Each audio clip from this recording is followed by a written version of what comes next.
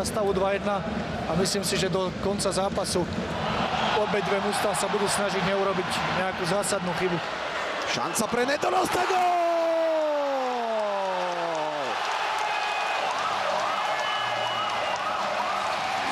Čas 59:02. Václav Nedorost 3-2. Takže sa nám to splnilo, čo sme hovorili. Tú chybu nakoniec urobil hostujúci tým 58 sekúnd pred koncom, keď z druhého sledu, ako môžeme teraz vidieť, ako budeme vidieť, tuto to bolo 2-2, tu z druhého sledu Nedorost medzi nohy brankára hostí rozhodol, teda predpokladáme, že rozhodol tento zápas. Ešte nekrič, 58 sekúnd je veľa. Slovana Bratislava.